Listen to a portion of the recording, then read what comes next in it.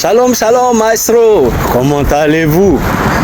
Oui, Dieu nous a fait la grâce, n'est-ce pas,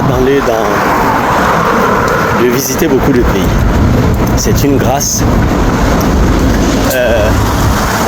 Nous sommes allés avec la chorale Psalmodia.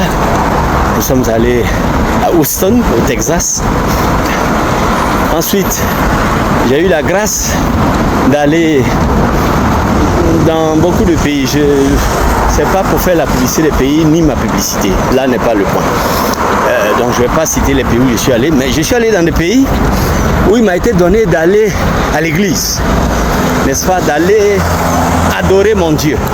Parce que où que je sois, je dois aller joindre des frères et des sœurs de différentes langues pour ensemble chanter les mêmes cantiques que moi je chante en français et eux aussi en anglais, mais que eux ils chantent en chinois, en japonais, en américain, en iranien. Ils les chantent ces cantiques. Mais ce qui m'a marqué le plus, c'est qu'avant de chanter le cantique, le conducteur de louange va toujours prendre la parole pour dire: nous allons chanter tel cantique. Par exemple, nous allons chanter le cantique Debout Sainte Cohorte. C'est un exemple que je donne. Debout Sainte Cohorte, ou bien en anglais Stand Up for Jesus. Stand Up for Jesus. Voilà, c'est le cantique Stand Up for Jesus. Ou bien Debout Sainte Cohorte. Ouais, c'est de ce cantique que je prends comme exemple. Alors le conducteur de louange s'est levé et il a dit: nous allons chanter le cantique Stand Up for Jesus ou Debout Sainte Cohorte. Ce cantique a été écrit par Dudley Ting à partir de l'histoire de son ami. Voilà, à partir de l'histoire de son ami. Donc le pasteur Dudley Ting a écrit ce cantique à partir de l'histoire vécue de son ami et l'histoire dont il a été témoin. Donc le conducteur de louange va nous dire l'auteur du cantique, le témoignage derrière le cantique, l'histoire du cantique, qui a écrit le cantique, les paroles et qui a écrit la musique. Alors le conducteur de louange, il nous dit tout cela en 2 minutes avant que nous n'exécutions le cantique. Et j'ai été impressionné.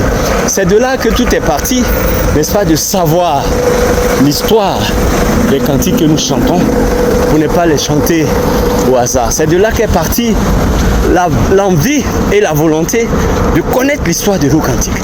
Parce qu'à chaque fois, le conducteur de louange va nous dire l'auteur, le musicien, l'auteur, le parolier, l'histoire, le témoignage et la base biblique surtout du cantique que nous chantons.